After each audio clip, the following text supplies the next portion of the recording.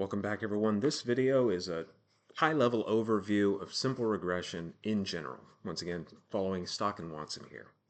So, simple regression, we've already talked through how OLS comes into being and the main ideas for what we're doing here. Regression slope is going to be very similar to correlation in the sense of what information is going to be captured here. There are going to be a couple of nuances that will add on to that. So the slope of a regression line, as well as the correlation, as well as the covariance, which has some units of x multiplied by units of y, and I gripe about whether that may or may not be useful to you, is going to tell you something about the direction and the strength of the dependence between two variables. How would you draw a line through the data to estimate the population slope?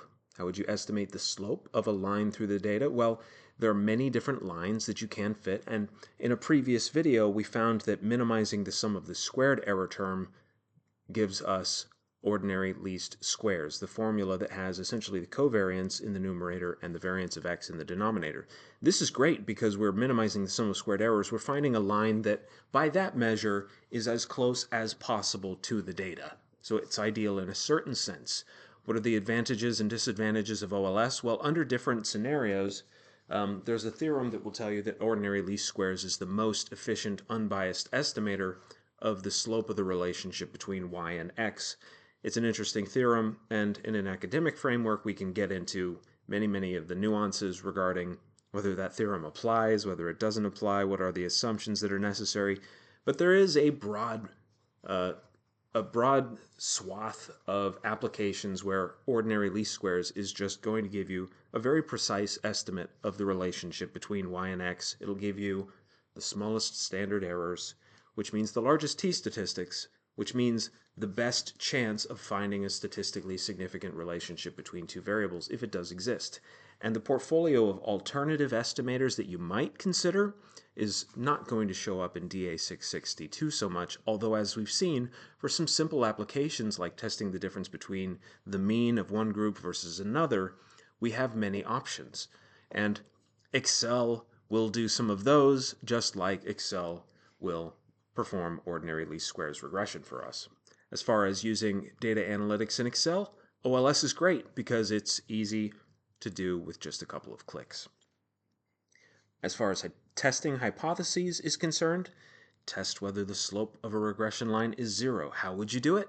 You've got a null hypothesis that the slope is equal to 0. You've got an alternative hypothesis that the slope is not equal to 0. The equality always goes in the null, and the alternative is always the logical complement to whatever the null was.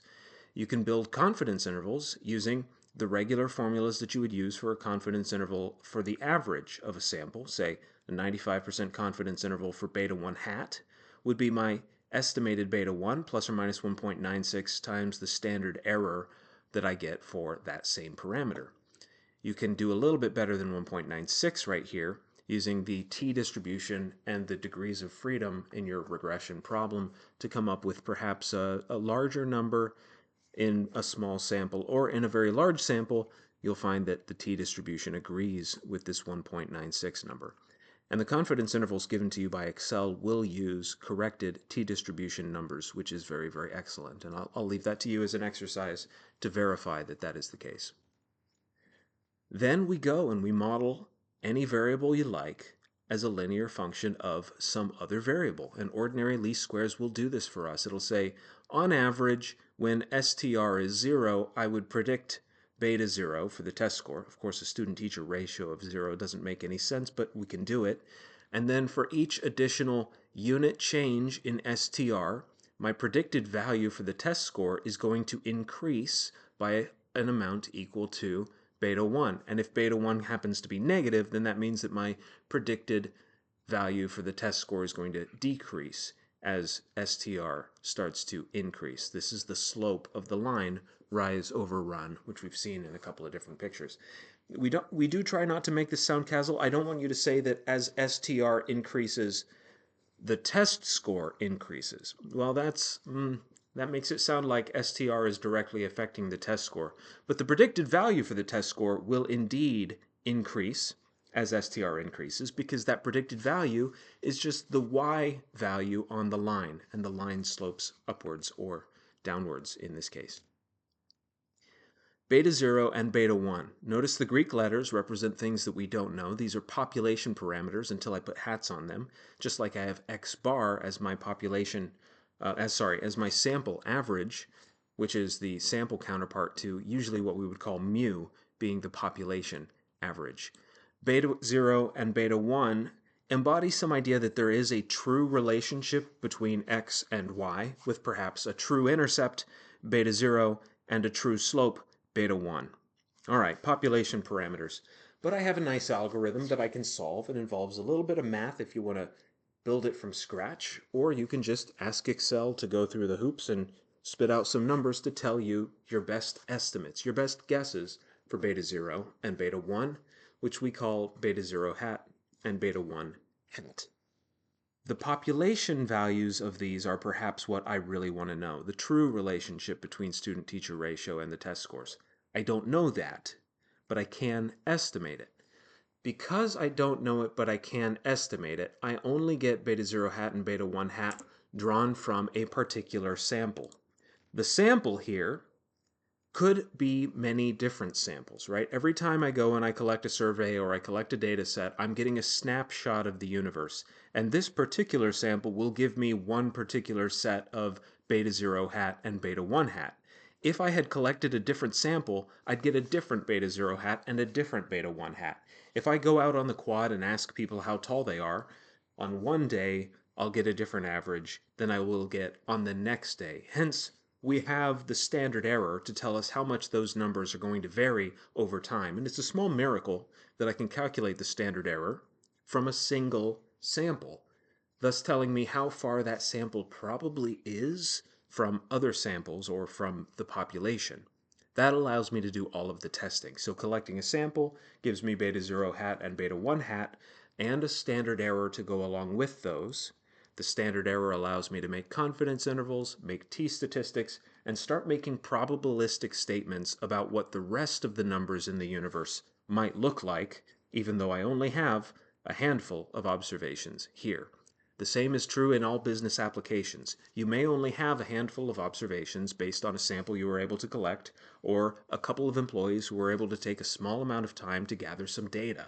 But if you can use that small amount of data to extrapolate and tell you a story about what things look like every other day of the week and how your business is performing in general, then we can make strong statements and we can make some more global decisions based on a very local amount of data. Of course, extrapolating this local amount of data to and perhaps an internally valid model to things outside of this data set, which we might call external validity or generalizing the result, that can be fraught with peril, but it is usually something that we want to do and something that we can put together step by step. So the ordinary least squares estimator is going to minimize the sum of squared residuals, which looks like this, and we've written it a couple of different ways along the way. So the residual is the difference between what actually happens and what you predicted. What you predicted in the linear case is beta 0 plus beta 1 xi. So we'll go ahead and subtract those there, and you could call this entire thing epsilon, or ui, if you want to use the Latin letter. Square those so that they're all positive, add them up, and then remember, I want that to be as small as possible because I want my error terms to be small, and I want my predictions to be close to the truth in every case, whenever possible. Minimizing that using a little bit of calculus will give us the OLS estimators that we saw in a previous video, and there's a long route to get to them. A couple of interesting insights along the way. Ultimately, the slope of the regression line depends on something that looks like the covariance between x and y, as well as the variance of x. From this, you start to see where the standard error is going to come in. So the variance of x, the covariance of x and y is going to have some information about how x varies, but also some information about the noise in y. And then the denominator is going to have some information about how much x varies. On its own, it makes sense that there would be different ratios of this variation, or maybe different levels of precision, or not precision, depending on the variance of x and how tightly y is following x up here in the numerator. So we'll see that here again in just a second. Beta 0 is pretty simple. Once you have the slope coefficient, it falls naturally into place. Then the predicted values yi, which are just this linear function with the hats put back on, and the residuals, which are just the difference between what actually happened and what you predicted, are also straightforward, and we've seen those on a chart. For instance, I could take this observation right here, and I could say the fitted value for this observation, the prediction, was take the same x value up to the y, and that vertical distance is the residual. Okay? Estimated slope, estimated intercept, and an entire regression line to tell you the whole story. Beautiful. Interpreting the slope here is straightforward. It's the change in the predicted test score per unit change in student-teacher ratio. Notice how the units are preserved. The change in the test score is test score units, something like this, and the change in the student-teacher ratio is student-teacher ratio units. So even though this captures the same information as correlation or perhaps covariance with some caveats, it's preserving units in a way that allow me to extrapolate a 1 unit change in the x dimension into some predicted difference on the y dimension. Very nice. Okay. You could take one observation, say Antelope, California, or any other. Antelope, California happens to be at the top of this data set. You can easily calculate an error term based on the difference between what actually happens and what you predicted, or the fitted value for that line, which is what you predicted. I did one of these in another video, so I'll just skip it. R squared and the standard error of the regression you've already bumped into a couple of times, and you might have some questions about what's going on here. So R squared measures the fraction of the variance of y that is explained by x. It does not have any units. It goes from 0 to 1, and it has a rather miraculous property that it's equal to the correlation between these two variables squared. That's extremely useful. If you could only use one variable in a regression model, and you have a variety of variables to choose from, looking at the correlation between those variables and your outcome will tell you which variable is going to be the most useful, at least in terms of which will give you the largest R squared, so which has the most predictive power. Then the standard error of regression measures the magnitude of a typical regression residual in the units of y. It's essentially the standard deviation of the residuals, like this one here, the distance between what actually happened and what you predicted. So formula for R squared looks like this. It's either, well, it can be expressed in a couple of different ways, but this is one. R squared is equal to the explained sum of squares divided by the total sum of squares. The total sum of squares is n times the variance of y. We can see that here, or n minus 1 times the variance of y. And this is the part of the model that is explained away, which happens to be this original variance of y minus the sum of the squared residuals up here, the residual sum of squares. And I'm going to point to that over here in Excel. So once again, I've got the California School District data, and I've got, here's the case where I just had my binary variable for whether that school district has a high or a low student-teacher ratio. But look at the ANOVA table. I have the total sum of squares right here. I have the residual sum of squares right here. And I have the regression sum of squares, which is the explained part right here. So the total is n minus 1 times the original variance of the data. All right, so it's this formula, the sum of all the yi minus y bar squared. That's easy enough. And then the sum of squared residuals would be, well, you know the sum of squared residuals. It would be yi minus yi hat squared. It's precisely this. In fact, it's this. And let's just make sure. If I take this number and I subtract the residuals, hang on, is equal to the total sum of squares here minus the residual sum of squares, or the sum of squared residuals. That should give me the proportion of the variance that the model actually explained, the explained sum of the squares, which Excel calls the regression sum of squares. All right, so this number in blue minus this number in red should give me 5605.55, and it does. All right, it's a Christmas miracle. This is the sum of squared residuals, and this is the n minus 1 times the variance of the original data. Well, the variance of the original data is a pretty good starting point. I have my y variable, and I want to know how much I can predict that y variable. It turns out that the residuals from this model are not a lot smaller than the original variation in the data. I think a good model would have small residuals relative to the original variation in the data. So, in fact, what I'm going to do is I'm going to say equal to the part I did explain.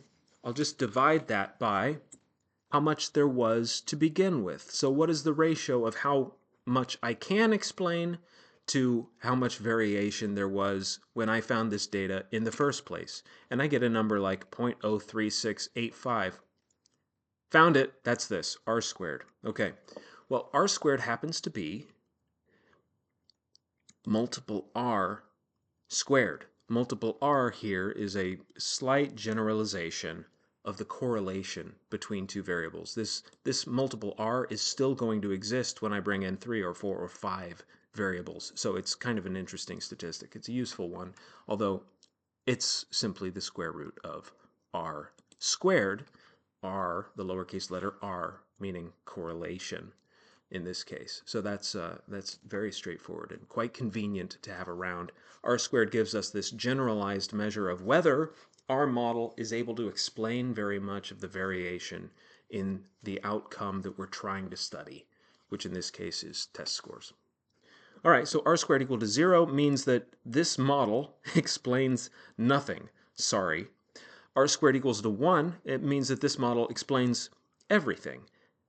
Both of those are bad outcomes, by the way. Explaining everything, truly everything, means that you probably have something, you might have put y on the left-hand side and the right-hand side of the model.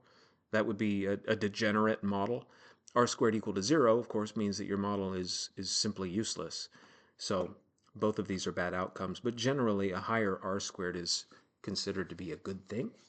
R squared is never negative, although when we talk about adjusted r squared, there might be ways to come up with some silly numbers. All right, so it's the square of the correlation coefficient between x and y. The standard error of regression, which you also see up here, that's that. The standard error of regression. If I take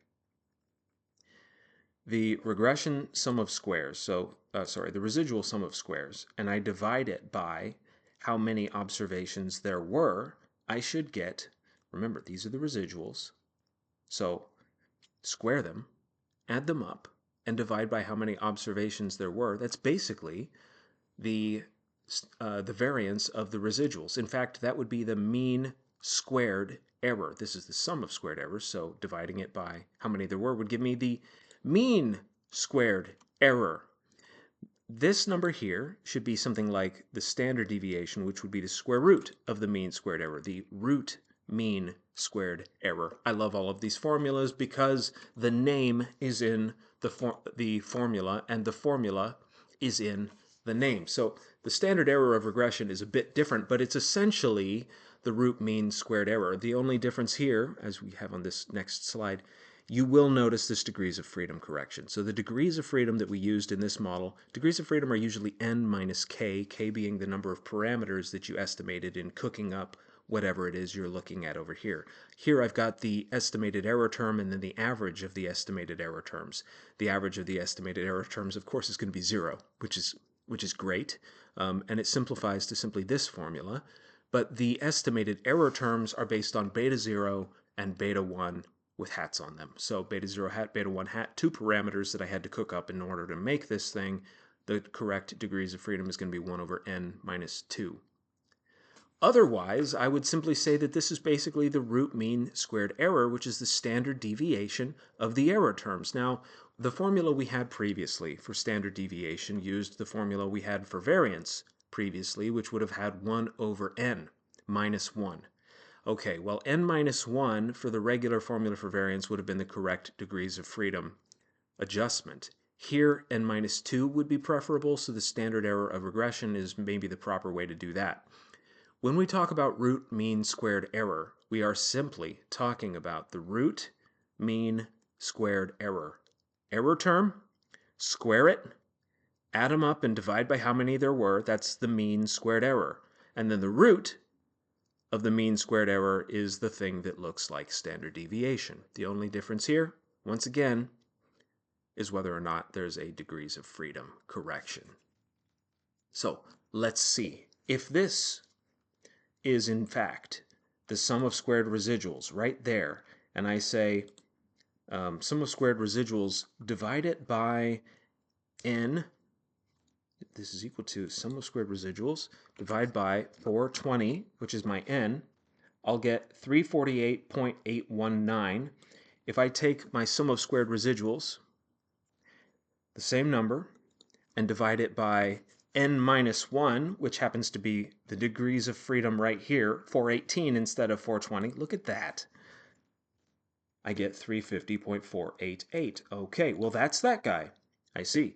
And then the standard error of regression should be the square root of this, because this is, you'll notice, everything here without the square root. So let's take the square root, and we should get the SER. Square root equals SQRT of this number. And do I get 18.7213? I sure do. Well, this is all starting to make sense here. And I suppose then that this mean squared from regression would be the sum of squares from the regression divided by that number of degrees of freedom, which it is. And then, of course, I could think about taking the original sum of squared errors from the data, the total sum of squares, which is the sum of all the yi minus y bar squared, and dividing it by degrees of freedom, n minus 1, which would give me the variance. All right, if I filled in this column as this number minus this number, I'd get the regular old variance of y.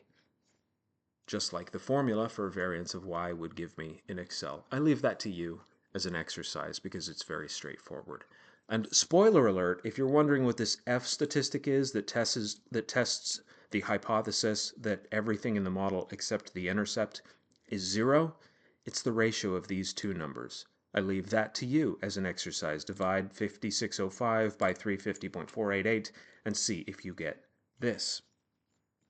More on that in the future as well. Okay, so the n minus 2 matters, but it's essentially rounding error. And here's the comment on n and k, the number of parameters estimated in building whatever is here. All right, so that's standard. When we get to this representation of the overall model output, I've got the linear model here predicted, and I have r squared, which tells me 5% of the variation in the outcome is explained by STR. Here with the real regression, not the binary regression, it's 5%. In the binary case, it was less, and the standard error of regression was 18.6.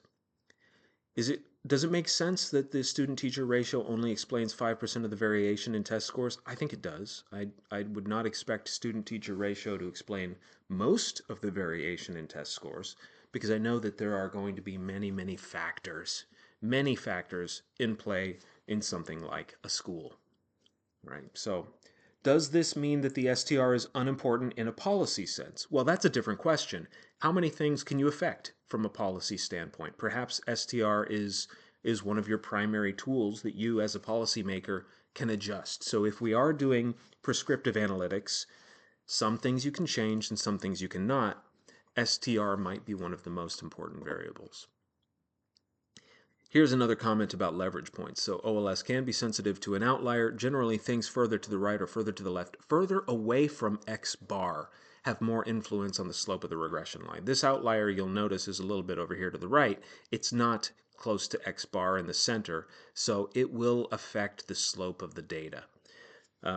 As far as choosing whether that point is an outlier or not, there's no formal way, just like when we were not doing regressions, but when we were looking at regular data, single variable data, there's no formal way to identify an outlier, but the best way to find an outlier in two observations is to look at a scatter plot. So plot the data, draw the darn picture, and you will find things that maybe make you ask some questions. As far as whether you want to take that observation and throw it out, from a business case scenario, I would say The rest of this data looks very precisely estimated using this line. That observation is clearly different. But do I want to throw it out and only study this data? Or do I want to go back and study this point? That one might be the most interesting point in the data set. So perhaps don't treat it as an anomaly, treat it as an opportunity to study what happened here and why that is the way it is. Okay. Other things to say. This is sampling uncertainty, so this is about why there is a sampling distribution for beta 1 hat. We'll skip past it because we got it. The blue dots here, right, if I have less variation in x, will give me a less precise picture of what the slope looks like. The black dots out here, if I include those and have more variation in x, will give me a more precise picture. Remember the formula for the variance of beta 1 hat? Variance of beta 1 hat, once you know x, is equal to something like the variance of the error terms, which I'll call sigma epsilon, sigma squared, over n, and then the variance of x. So there are only three things: variance of the error term, variance of x, and then n, the sample size. If you get to choose, and you have many options as far as which data set you would get to choose, I would choose not this data set that has 3 points. I would choose this data set that has many points. N is better when it's larger. As far as whether you'd like these points to be very close to the center of the data, or whether you'd like them to spread out more, well, I'd prefer the points to spread out more. That gives me more information about where the ends of this line should be. And if you have the choice about whether you want points that vary a lot in the vertical axis or not, I would prefer that they didn't, because that is noise. It makes it more difficult to see where the line should be. So noise in the numerator, signal in the denominator, variance of x, and how many observations you have to put together the entire story. Those are the three magical things, which of course, there's you go. There's the logo for State Farm Insurance. I happened to be there in Bloomington, Illinois, which is my hometown by chance, when they came up with this new logo, and I met the designer who made this logo, and everyone sort of was confused by it because it was too simple. But good review. The three things that affect the OLS standard errors are the variance of the error terms, the variance of x, and n, the size of the sample.